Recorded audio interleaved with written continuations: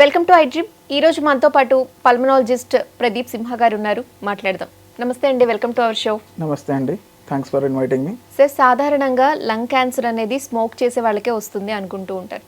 Lung cancer అనేది smoke చేయని వాళ్ళకు కూడా వచ్చే అవకాశం ఉందా? అసలు ప్రధాన కారణాలు ఏంటి లంగ్ క్యాన్సర్ రావడానికి?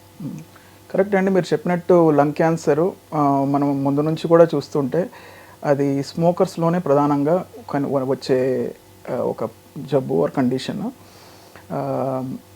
కానీ ఒక 10 to 20% ఆఫ్ ద కేసెస్ వచ్చేసి నాన్ స్మోకర్స్లో కూడా వస్తుందండి. నాన్ స్మోకర్స్లో క్యాన్సర్, లంగ్ క్యాన్సర్ అనేది ఈ కాలంలో, ఈ లాస్ట్ డెకేడ్లో ఎక్కువ అవుతున్నాయి నాన్ స్మోకర్స్లో. సో దీనికి రకరకాల కారణాలు ఉన్నాయి.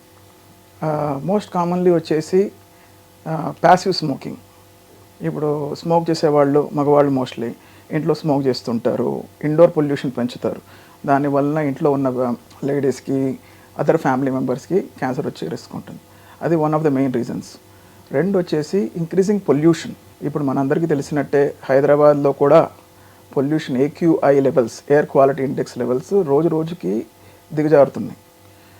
మన రీసెంట్ డిసెంబర్లో మనకి AQI ముందెప్పుడు లేనంత హై AQI ఉంది హైదరాబాద్లో ఈ సంవత్సరం.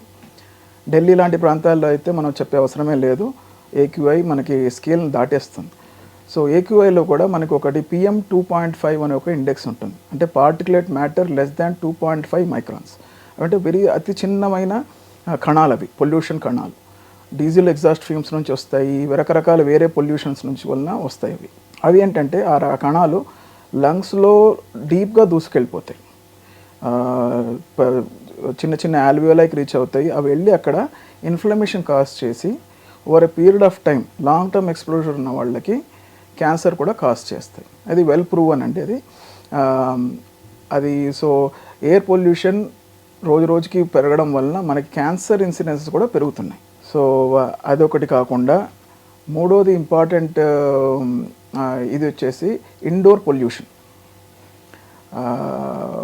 ఇప్పుడు తగ్గిందిలే కానీ ఒక కాలంలో మన ఇళ్లల్లో కట్టెల మీద, బొగ్గుల పొయ్యి మీద చాలామంది వంటలు ఉండేవారు.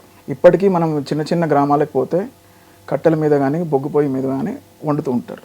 దానివల్ల వండే వాళ్ళకి, ప్రధానంగా ఆడవాళ్ళకి, ఆ smoke long term over decades exposure వలన అది ఒక ఇంపార్టెంట్ కాజ్ అండి మనకి లేడీస్లో లంగ్ క్యాన్సర్ రావడానికి.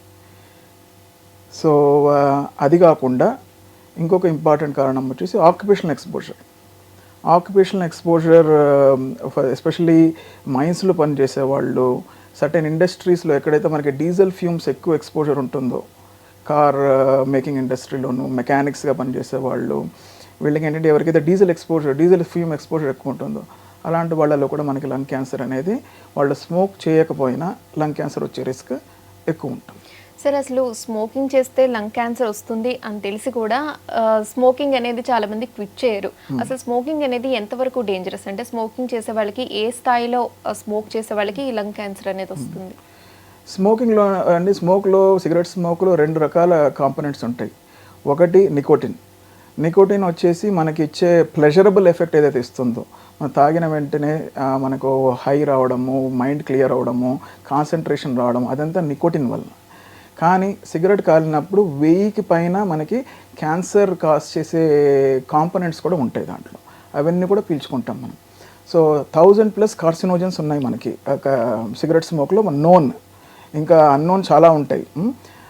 సిగరెట్ స్మోకింగ్ కార్సినోజన్ ఎక్స్పోజర్ వలన మనకు over a period of time మనకి లంగ్ క్యాన్సర్ అనేది, ఇది కార్సినోజన్స్ వెళ్ళి మనకి DNA లెవెల్లో డ్యామేజ్ చేస్తాయి.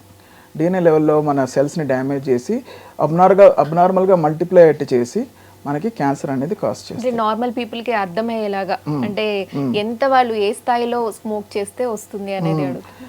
చూడండి, మనకి ఇన్ని నంబర్ ఆఫ్, జనరల్గా చెప్పేది ఏంటి 10 ప్యాక్ ఇయర్స్, అంటే రోజుకి 10, అలా అట్లీస్ట్ రోజుకి 20 ప్యాక్, అంటే 20 ఫారిన్ కంట్రీస్లో. మన ఇండియాలో ప్యాకెట్లో 10 ఉంటాయి, కానీ ఫారిన్లో ప్యాక్కి 20 ఉంటాయి. రోజుకి 20 అలా 10 ఏళ్ళు తాగితే you are at high risk of developing COPD, lung cancer. అంటే దానికి తక్కువ తాగితే మీకు రాదని కాదు, అది అంత తాగితే మీకు హై రిస్క్. కానీ any exposure to cigarette smoke can cause lung cancer. Depends on మన బాడీ జెనెటిక్స్ బట్టి ఉంటుంది. ఒక్కొక్కళ్ళకి ఎవరికైతే క్యాన్సర్ వచ్చే ప్రొపెన్సిటీ కానీ మనకి ససెప్టబిలిటీ కానీ ఎక్కువ ఉంటుందో వాళ్ళకి కొంచెం సిగరెట్ స్మోక్ ఎక్స్పోజర్తోనో ఎక్కువ డ్యామేజ్ జరుగుతుంది, ఎక్కువ క్యాన్సర్ వచ్చే రిస్క్ ఉంటుంది. కానీ కొంతమంది దేవుడి దయ వలనో ఇంకేదో వాళ్ళ తల్లిదండ్రుల దీవెన వలనో మంచి జీన్స్ వచ్చి ఉంటాయి, వాళ్ళు ఎంతో స్మోక్ చేసినా కానీ వాళ్ళకి క్యాన్సర్ కానీ సిఓపిడి కానీ రాదు. కానీ అది అందరికీ ఉండదు, వాళ్ళ గుడ్ లక్. ప్రతి ఒక్క ఏదో కొంతమందికి మాత్రమే ఉంటాయి, ఎంత స్మోక్ చేసినా వాళ్ళకి ఏ ప్రాబ్లం రాకుండా ఉండడం. కానీ మెజారిటీ పీపుల్కి స్మోక్ చేస్తే ఈ cancer, COPD, asthma, lung related అన్ని రకాల ప్రాబ్లమ్స్ వచ్చే రిస్క్ ఉంటుంది. కాబట్టి సిగరెట్ స్మోక్ చేయకూడదు. అసలు ఇది ఏ స్టేజ్లో బయటపడుతుంది సార్ అండ్ సిమ్టమ్స్ ఏమేమి కనిపిస్తాయి మనకి క్యాన్సర్ సంబంధి? Yes. సో క్యాన్సర్ చూడండి, మీకు క్యాన్సర్ అనేది అర్లీ స్టేజ్లో ఉంటే ఏ లక్షణాలు ఉండవు, మీకు ఓకే కంప్లీట్గా సైలెంట్గా గ్రో అవుతూ ఉంటుంది. అసలు ఏం తెలియదు, ఏమేమి మీకు లక్షణాలు ఉండవు, దగ్గు ఉండదు, ఆయాసం ఉండదు, ఏమి ఉండదు అర్లీ స్టేజెస్లో. అందుకే మేము చెప్పేది ఏంటంటే, మీకు 50 ఏళ్ళు వచ్చి ఉంటే, 50 ఏళ్ళ పైన ఉంటే, మీరు ఎప్పుడైనా సిగరెట్ స్మోకింగ్ చేసి ఉంటే లో డోస్ సిటీ స్కాన్ ఇప్పుడు చాలా అవైలబిలిటీలో ఉంది అన్ని చోట్ల, హై రేడియేషన్ కూడా ఉండదు. లో డోస్ సిటీ స్కాన్ చేయించుకుంటే మనకి లంగ్ క్యాన్సర్ స్క్రీనింగ్ అయిపోతుంది. లాస్ట్ 5-10 ఇయర్స్లో ఇంటర్నేషనల్లీ అన్ని చోట్ల స్టడీస్ జరిగాయి. Early low dose CT scan చేయించుకుని అర్లీ స్టేజ్లో క్యాన్సర్ డిటెక్ట్ చేస్తే దానికి ట్రీట్మెంట్ ఉంటుంది, మన క్యూరేటివ్ ట్రీట్మెంట్ ఉంటుంది.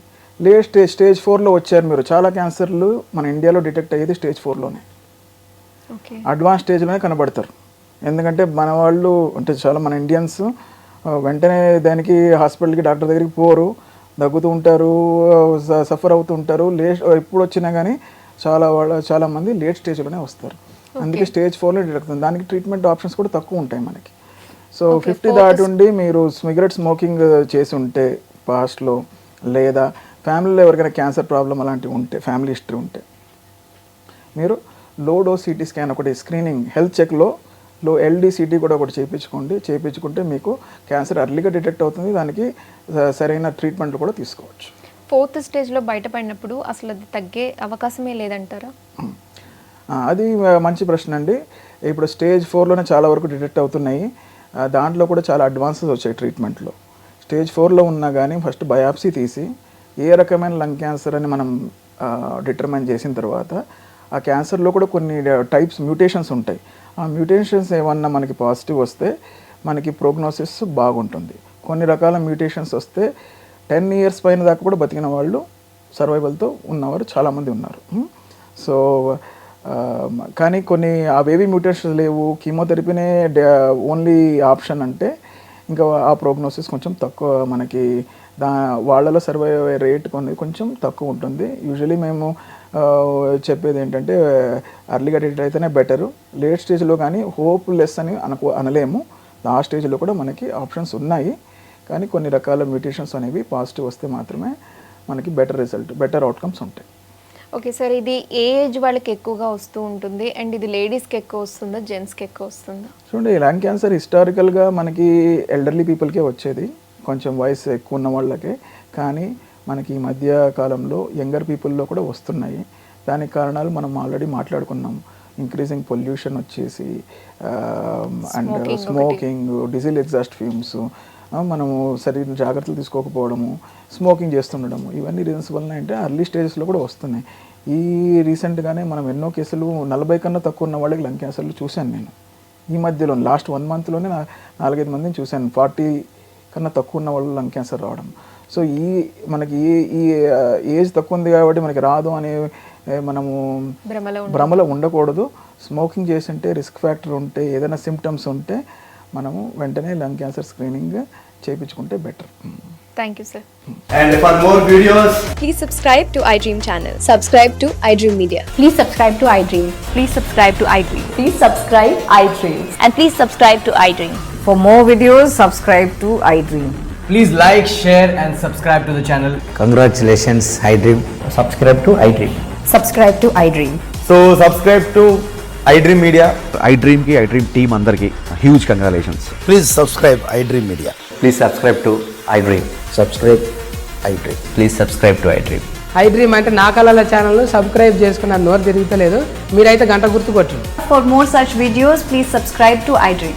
Subscribe to iDream. Please subscribe to iDream. Please subscribe iDream Media. Please do subscribe to I dream. Please subscribe to iDream Media. For best entertainment and information, please subscribe iDream. And don't forget to subscribe to iDream.